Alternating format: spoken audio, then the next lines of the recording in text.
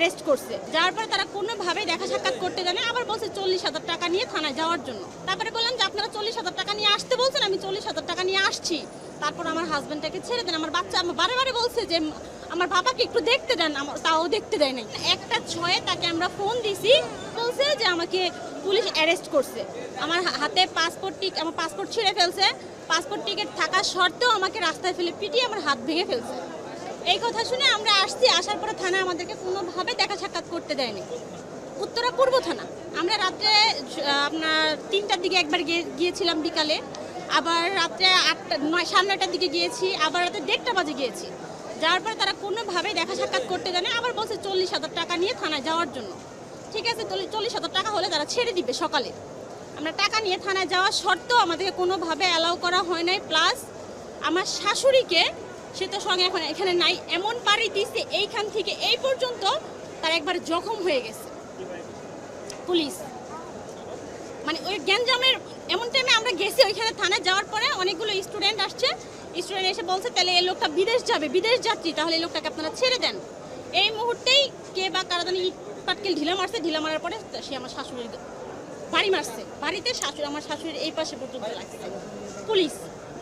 তারপরে বললাম যে আপনারা 40,000 টাকা নিয়ে আসতে বলছেন, আমি 40,000 টাকা নিয়ে আসছি, তারপর আমার হাজবেন্ডটাকে ছেড়ে দেন। আমার বাচ্চা বারে বারে বলছে যে আমার বাবাকে একটু দেখতে দেন, তাও দেখতে দেয় নাই। আমার পাসপোর্টটা ছিঁড়ে ফেলানোর কারণটা কি?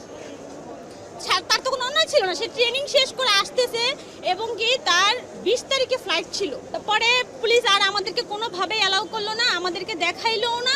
আমরা এতবার দেখতে চাইলাম, দেখতে যাওয়া সত্ত্বেও সে আমাদেরকে কোনোভাবে দেখাইলো না। না দেখার ফলে সে পরের দিন আমাদেরকে বলে আমরা কোর্টে চালান দিয়ে দিছি। তা আমরা বললাম যে আপনারা টাকাও চাইলেন, কিন্তু সে টাকা নেয় নাই।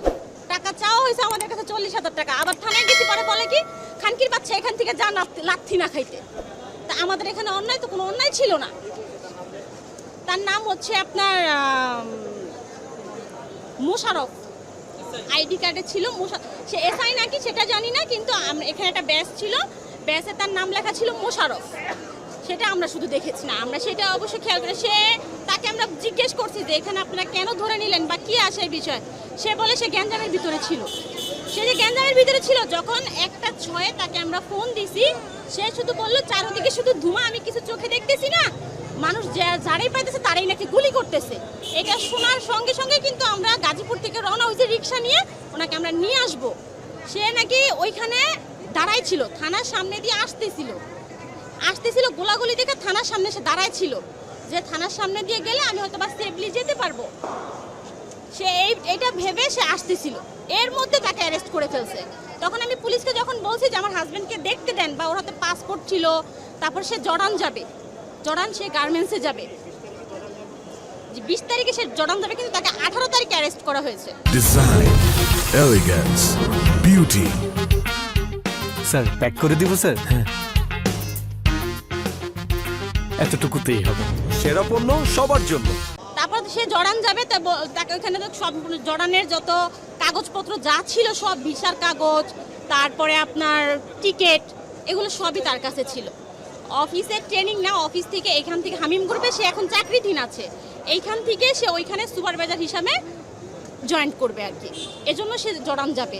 আমার এই বাচ্চাটা হসপিটালে ছিল ওই দিন, আমি হাতে ক্যানেলা সহ আমি তাদের কাছে গেছি, তারপরও তারা আমার কোনো কথাই শুনতে চেষ্টা করে নাই।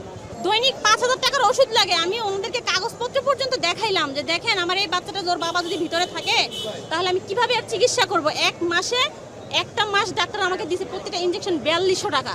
ওর বাবা যদি ভিতরে থাকে তাহলে আমরা কিভাবে কি করব? কোনো কথা পুলিশ আমাদের শুনতেছে না। আমার বাচ্চা পর্যন্ত বলছে আমার বাবাকে দেখতে দেন, আমি আমার বাবার কাছে যাব, তারপর ওর বাবার কাছে যেতে দেওয়া হয়নি।